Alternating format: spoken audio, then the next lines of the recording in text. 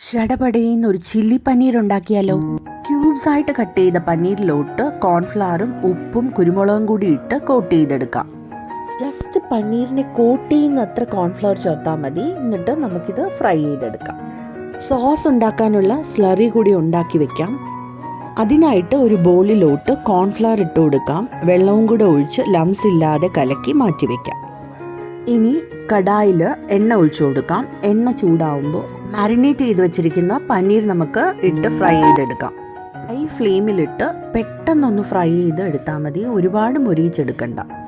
പനീറൊക്കെ fry ചെയ്ത് നമുക്ക് മാറ്റി വെക്കാം. സോസ് ഉണ്ടാക്കാനായിട്ട് വീണ്ടും കടായിൽ എണ്ണ ഒഴിച്ചു കൊടുക്കുകയാണ്. പനീർ ഫ്രൈ ചെയ്ത് ബാക്കി വന്ന എണ്ണ തന്നെയാണ് ഞാനിവിടെ യൂസ് ചെയ്യുന്നത്. പൊടിയായിട്ടരിഞ്ഞ വെളുത്തുള്ളിയും പച്ചമുളകും കൂടി ചേർത്ത് ഹൈ ഫ്ലെയിമിലിട്ട് പെട്ടെന്ന് ഇതൊന്ന് മൂപ്പിച്ചെടുക്കാം. വലുതായിട്ട് കട്ട് ചെയ്ത സവാളയും ക്യാപ്സിക്കമും കൂടി ചേർക്കാം. വെറും കുറച്ച് ഉപ്പും ചോപ്പ് ചെയ്ത് വെച്ചിരിക്കുന്ന മല്ലിയിലയും കൂടി ഇട്ട് വീണ്ടും ഹൈ ഫ്ലെയിമിൽ വെച്ച് 20 സെക്കൻഡ് വഴറ്റിയെടുക്കാം. കശ്മീരി ചില്ലി പൗഡറും കൂടി ചേർത്ത് വീണ്ടും ഒന്ന് വഴറ്റി ഇതിലോട്ട് tomato sauce, chilli sauce, soya സോസും കൂടി ചേർത്ത് നല്ലപോലെ മിക്സ് ചെയ്തെടുക്കാം. കോൺഫ്ലവർ സ്ലറി ഒഴിച്ചു കൊടുത്ത് ഗ്രേവി തിക്കായി വരുമ്പോൾ ഫ്രൈ ചെയ്ത് വെച്ചിരിക്കുന്ന പനീറും കൂടി ചേർത്ത് കൊടുക്കാം.